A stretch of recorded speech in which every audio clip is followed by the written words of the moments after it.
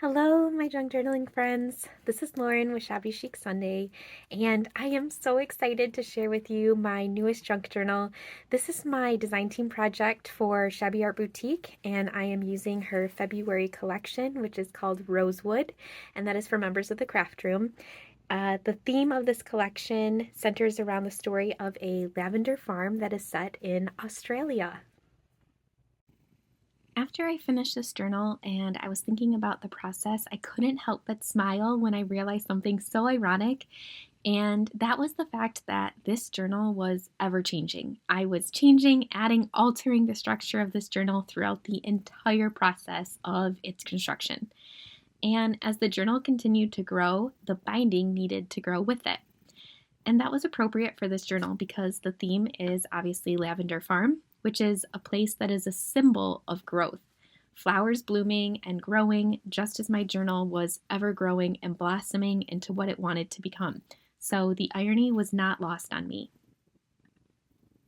As far as the construction goes, I began with the pages first before I even considered the binding method.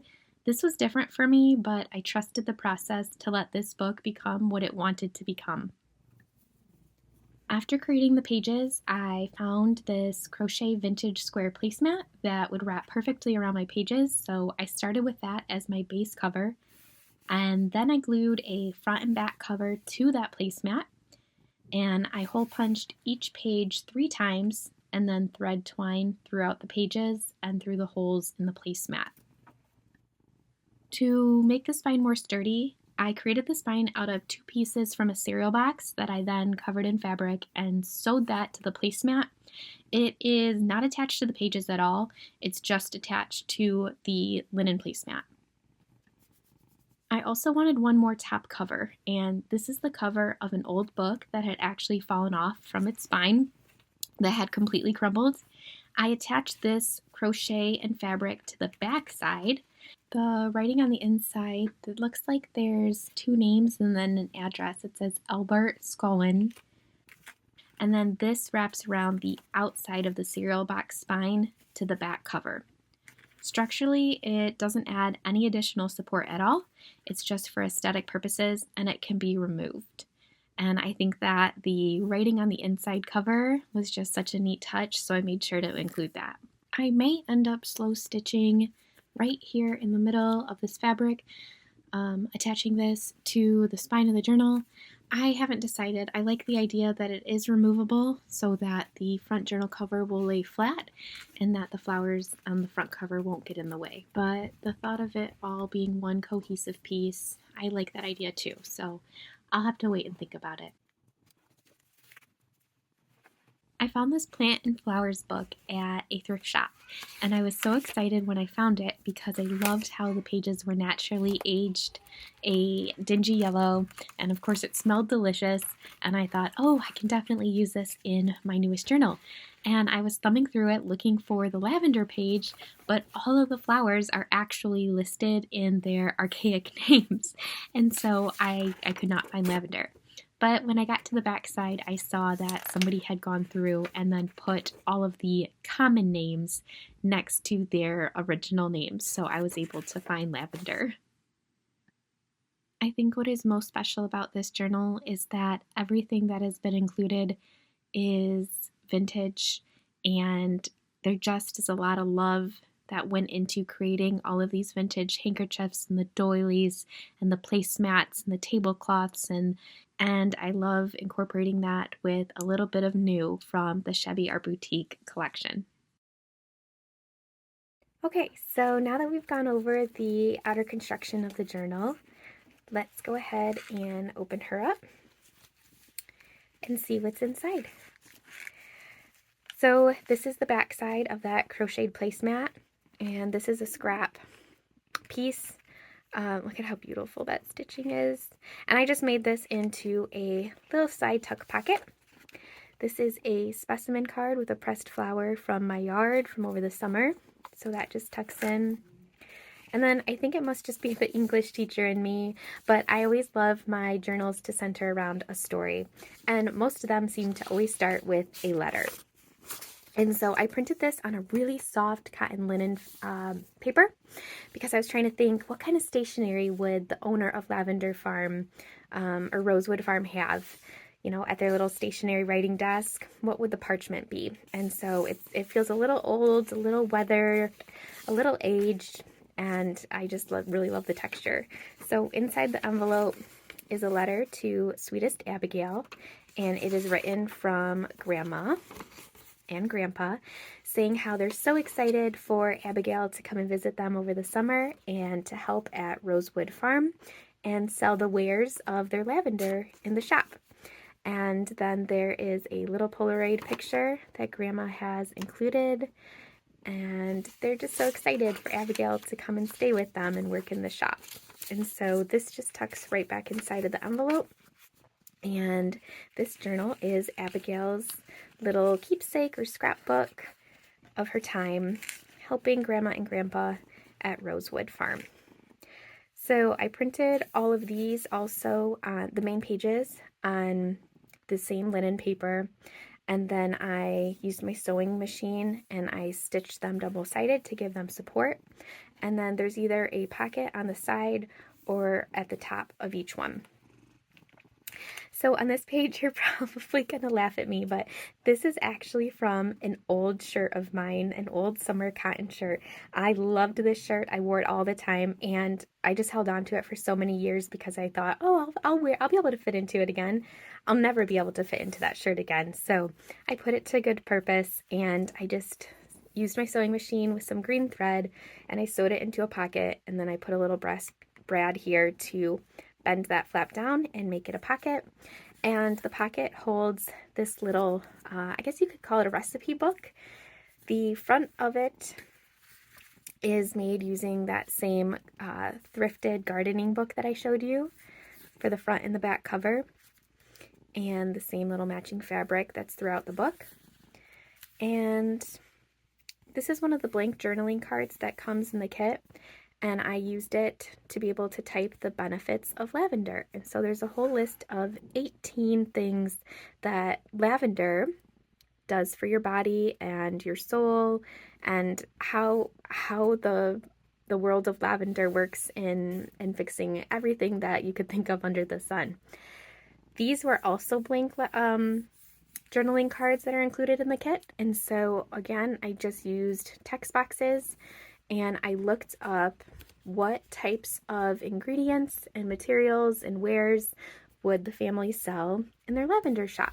And so we have recipes for lavender linen spray, a sugar scrub, lavender soap with essential oils, hot infusion lavender oil, beeswax candles, I don't even remember what else is in here, a lavender face mask, lavender salves, macaroons, lemon cookies, lavender lemon cookies, lavender lemonade, lavender tea latte, perfumed water, lavender cake, Epsom salt bath soaks, lavender sachets, lavender soap, lavender oil, lavender shower steamers.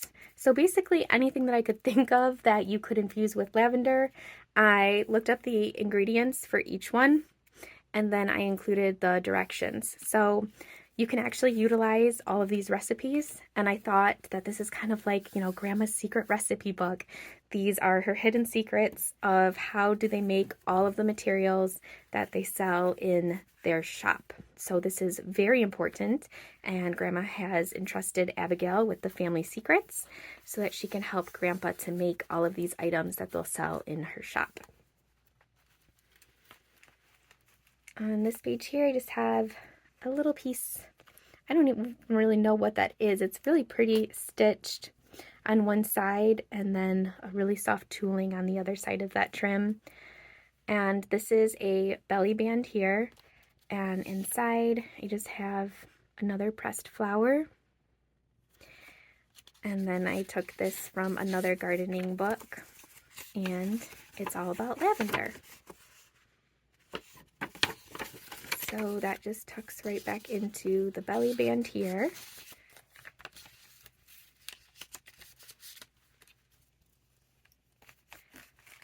This is from a pillowcase, and I had used the rest of it on a previous journal, I think the ones with the bird's nest, and this is all I had left. So this is the outer corner of the pillowcase, and then there is a little trim ruffle here and some more tooling, really soft tooling. I don't even know if the camera is picking that up.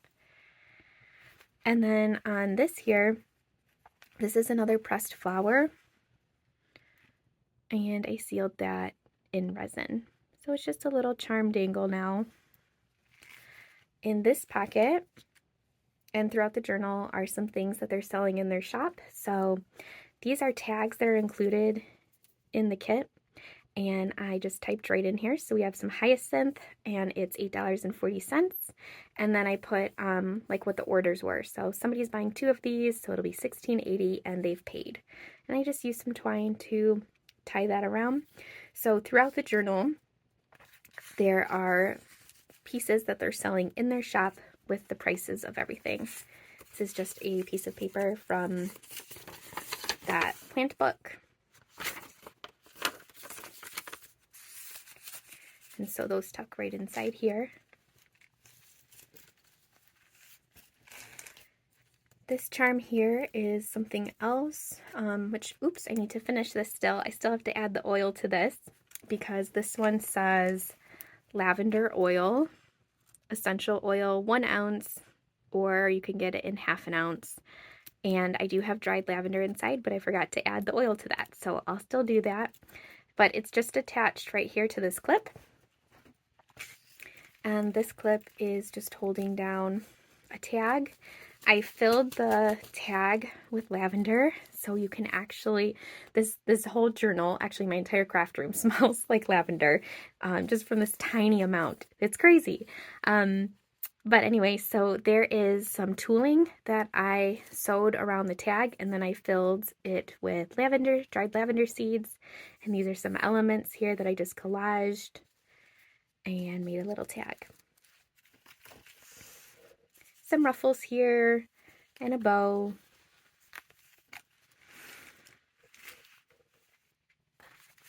These are seed packets, and they're filled with seeds inside. There are 4 different seed packets that come in the kit, so I printed all of those off, tied them with the same twine. So here's something else that is for sale in the shop. And this clip here is just holding down. There's some beautiful white roses in the elements of the kit, so I included that for sale, white roses, and you can get them either a single stem, half a dozen, 1 dozen, or 2 dozen white roses. That clips on. I just really liked how that hung off of the bottom there. It serves no purpose. It's just pretty. That's its purpose. Okay, this clip here, this is a little doily and some collaging ruffle here and a little ribbon.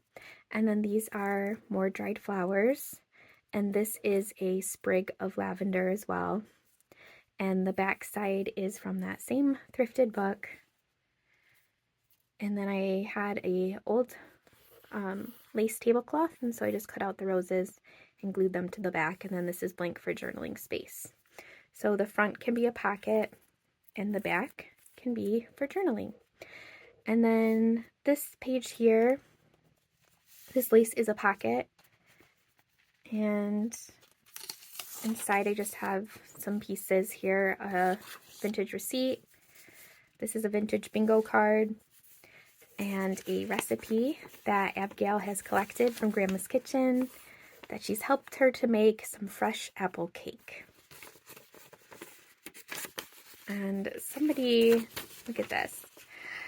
Oh, this would stress me out if I had to follow all these directions, but also I would be really excited to follow this process.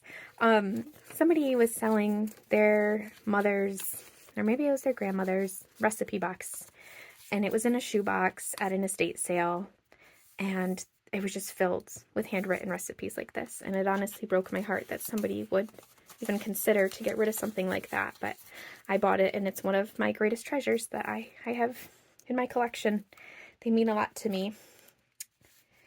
Okay, so This here, let's see, this page, here's a tag and a paper doily, and it's embossed. And I don't know where I got this from, but I rarely ever see doilies that actually are embossed, and so that was a keeper. And this is the little notebook that the shop uses to keep track of sales. So when you take the twine off, it's just in a little manila folder. And then on copy paper, so it's really lightweight, I just printed a whole bunch of the order forms that Rosewood employees will use, and it's just attached with 2 brads. And so if anyone gets an order, they'll fill out one of these to be able to keep track of their business sales. So that just slides in anywhere. This is another removable pocket. And you got a little bow here, more of that little ruffling, some more dried flowers, and it's baby's breath. And then this is also baby's breath. I just dyed it purple. And then the back side. So another little floating pocket. In this pocket here, there is an old vintage clothespin and a tea bag, because in the shop they're also selling lavender tea. And then I have 2 more recipes that were from that shoebox. And I just went through and I enjoyed the process of thumbing through each one, and I chose what I thought Abigail and her grandma would be making while she visited her on the farm. So this is green tomato pickles and vegetable salad. So it's tucked right in here, like so. And I think I already mentioned I don't have anything in the inside pockets of these pages yet because it was just getting too chunky, but I think photos would be a great idea. This is from a pillowcase. I just cut a little piece off and use that as a pocket and use my sewing machine to attach it. These are tags. They're the same tags that I used to put on the actual items that are throughout the journal that are for sale. I just made them larger. So these are 2 inches tall, and I kind of thought these would be like the extra tags that they have on, under their counter that Abigail would need to replenish when she's restocking things. So she would grab her little tag book and put these tags on her items to sell in the shop. So Abigail is being a great, helpful employee alongside her grandma and grandpa running the shop. And did I show this? Just another collage tag. This is a vintage handkerchief, because of course we would need to have one of those on the farm. And then I did another resin, oh my goodness, another resin charm flower here.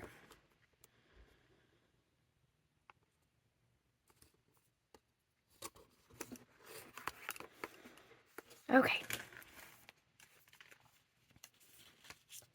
So that beautiful image of the girl going out and picking lavender. And here is a lavender that is for sale. Fresh lavender, $9.98. And everything has just been tied on with that twine.